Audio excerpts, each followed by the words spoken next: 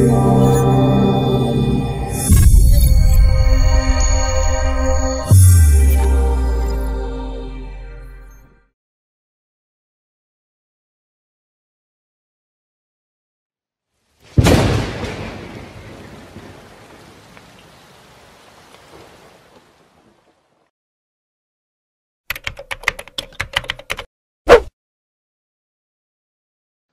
mga nakaka-relate ba sa inyo ng ganun? Hindi ko alam kung makakabawi ako once mag-cut loss ako. Ibig sabihin, you don't feel safe sa system mo. Kasi your system is not telling you na pare okay lang yan mag-cut loss ka, babawi tayo. Why? Kasi wala kang master na setup. 'Di ba? Kasi kung meron kang master na setup, okay lang mag-cut loss ka. 'Di ba? Kasi itong master na setup mo na to, pinangahawakan mo yan dahil meron kang backtest data, meron kang battle test data in the past. So when I say battle test data, it's anything na forward testing. It could be a paper trade, it could be a small position trade, it could be a big position trade, yung mga conviction trades mo, basta data. So meron kang backtest and battle test data.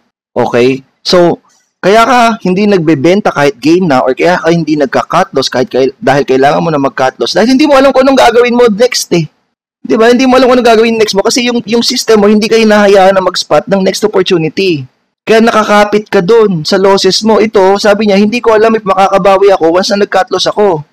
So kailangan guys, isipin niyo 'to mabuti. Once na nag-cut loss kayo, dapat yung system mo should be telling you na pare okay lang na mag-cut loss ka. Dahil meron kang forte. And itong forte mo will help you gain 10, 20, 30%. So, i-cut loss mo na yan. I-let go mo na yan. That's just one trade. Ganun lang kasimple yun. And this is one of also of the reasons kung bakit nafo-FOMO yung mga tao. They don't have a safe system. They don't have a system that they can rely on. Diba?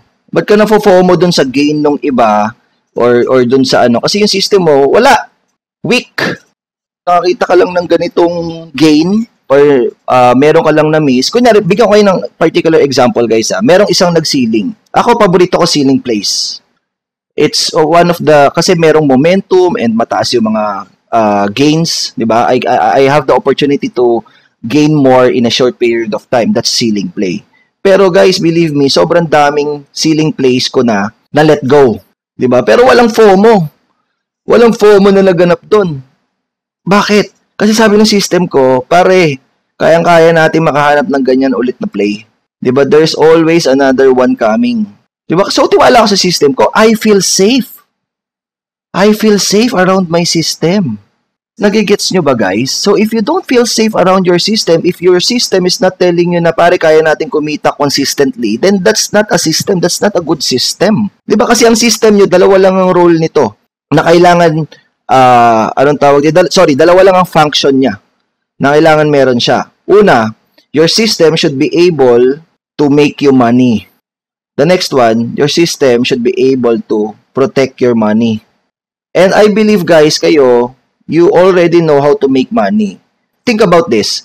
I'm sure in the past 8 months, meron kayo diyang stock na chinart nyo, plinano nyo, sabi mo tataas bukas, and then tumaas bukas. Na foresight mo. So, ibig sabihin, your system is allowing you to spot already those charts na tataas bukas sa makalawa or sa in the next 3 days or this week. Diba? So, meron na kayong making money na system. Ang problema, Brad, yung protecting your money. Kaya ka hindi nagka-cut loss kasi yung system mo walang ganong function. Protecting your money. In the stock market, napakadaling kumita ng pera. And napakadali, equally din na napakadali na magtapon ng pera. Ganun yun, guys. Ganun yun. It's, lang, two-edged sword yan. Madaling kumita ng pera, madali din mawalan ng pera. Diba? So, yung system mo should make you feel safe. It should be like a shield. Diba? Or yung bahay mo. Diba? Parang pag nasa bahay ka, pahubad-hubad ka lang eh, diba? Lakad-lakad ka na kaubad, Brad. Kasi safe zone mo yun eh. Diba?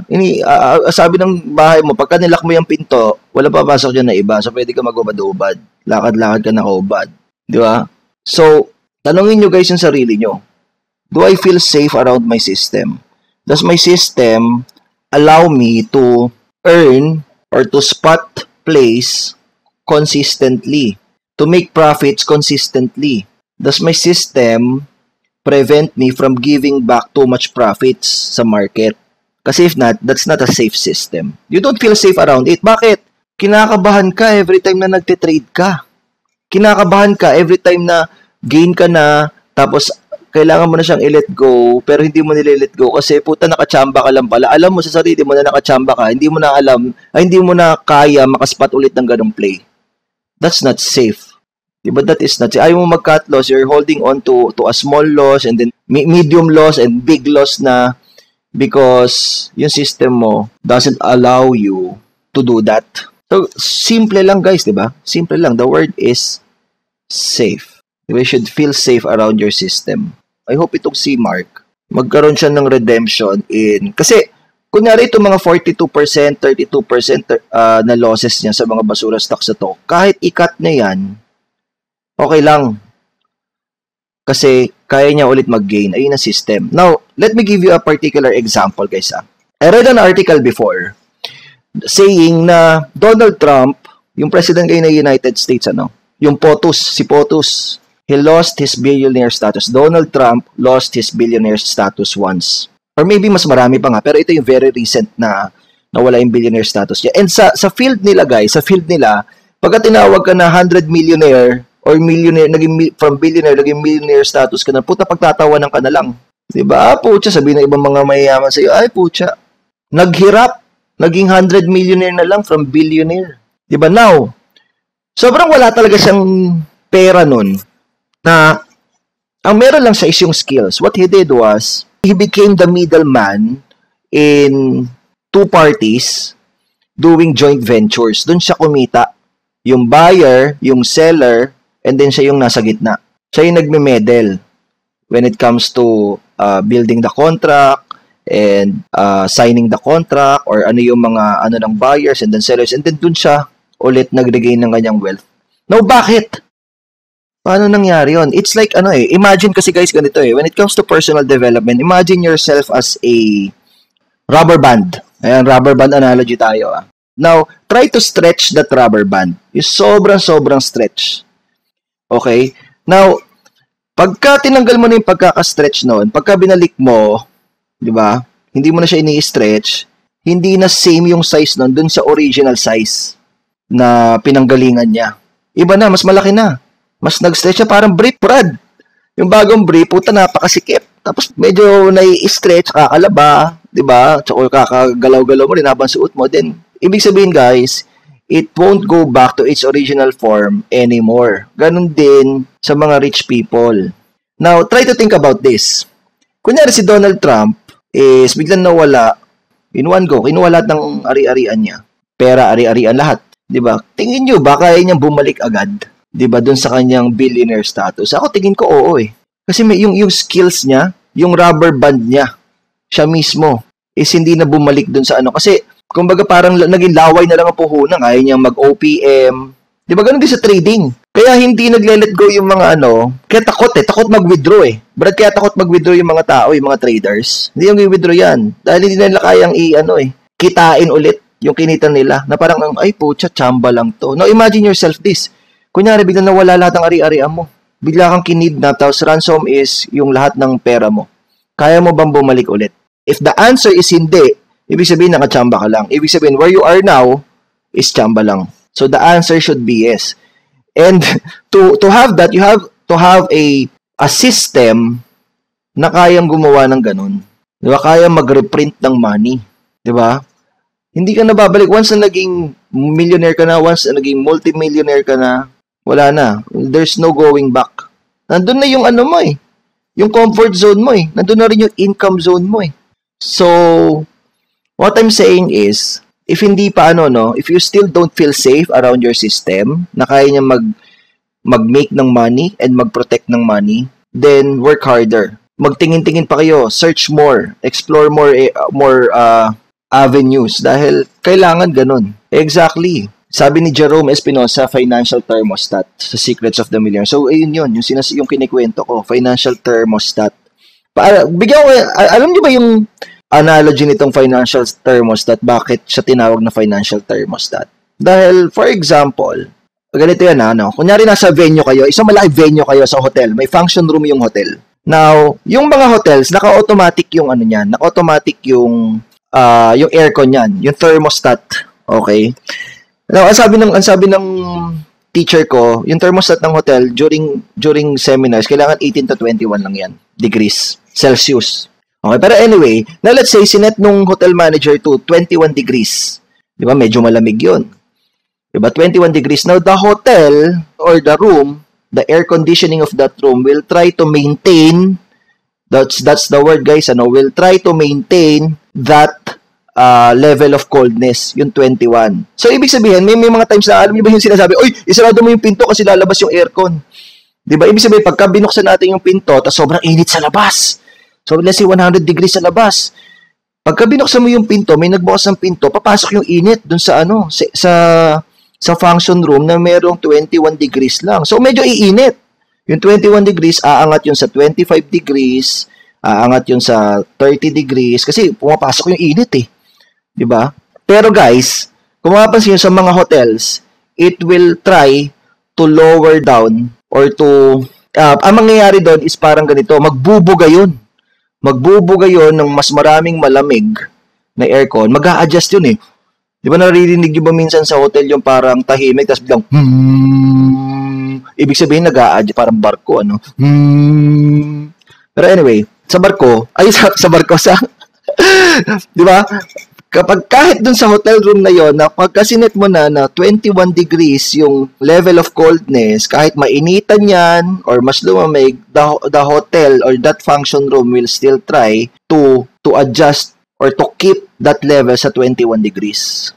Ganun yung financial thermostat. So, ibig sabihin, kung ang financial thermostat mo is nakaset sa 10 million pesos, tumaas man yon or bumaba man yon, biglang let's say nakapulot ka ng another 10 million pesos or may nagbigay sa'yo ng 10 million pesos, babalik at babalik yon sa 10 million pesos. So parang aircon lang nag-a-adjust, di ba? So ganun din pagka kunyari yung 10 million pesos mo is naging 9 million pesos, naging 8 million pesos dahil let's say nagwalwal ka or let's say nanakawang ka, then your financial thermostat will try to adjust to that level na parang, uy, teka, kulang ng 2 million, ibalik natin. Yun! O, diba? So, nandun ka sa thermostat ulit nung na kung saan ka talaga kailangan maglagi. Diba? So, dito sa story ni Mark, ang kailangan niya lang is that to have a system na he will feel safe. That's it. Now, keep searching. Keep on looking if wala pa. Okay? So, yun. Diba? Napakabilis. Try to reflect, guys. Pagka kinidnap ka ba ngayon, kaya mo pa bang ibalik yung account mo kung nasan ka ngayon? Diba? Gets ba, guys? So, mabilis lang yung trading RX natin. Sabi ko nga dun sa mga kidlat na yun, dito rin kay Messi, no, and sa other mentors, that the world needs more mentors kasi the world has a lot of students na hungry to learn and at the same time, somehow lost, kasi like itong story ni Mark. So, are you one cut loss away to quitting? Have you ever felt like you're doing a lot of hard work right now, but for some reason, you're not getting the results that you desire? That somehow, all your efforts are useless. Nafe-feel niyo ba yun, guys? Yung parang nagsisipag ka naman, so tingin mo sobrang sipag mo, ubos na yung oras mo, pero somehow, walang resulta na nagaganap. Diba? Somehow, all your efforts are useless. Now, pwedeng sinasabi mo to, the universe is not on my side. Diba? Or trading in this kind of market is so hard. Maybe trading is not for me. Now, guys, if these statements sound familiar to you, you might be one cut loss away to quitting. That's very hard if you are one cut loss away to quitting. The reason for this is because you are focusing on the wrong things. Maybe you're spending too much time on the things that have little impact to your trading success. Now, sabi ng isang teacher ko, going in the wrong direction is bad. But going in the wrong direction enthusiastically is even worse. Are you going in the wrong direction enthusiastically ba, guys? Diba? I've been there myself. Few years back, I was all about charts. All day, all night, 16 to 20 hours, all about charts. But somehow, all my efforts are not translating into results. That's very frustrating.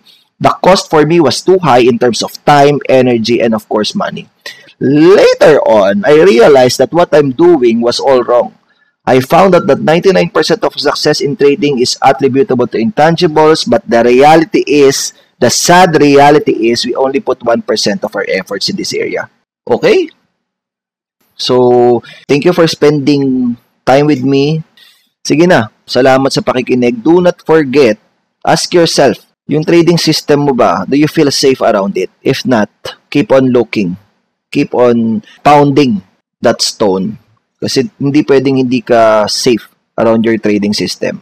Now, Mark, I hope, doon sa letter sender natin, I hope na nasagot ko yung tanong mo. And sa susunod ulit na Trading RX, guys. Bye-bye!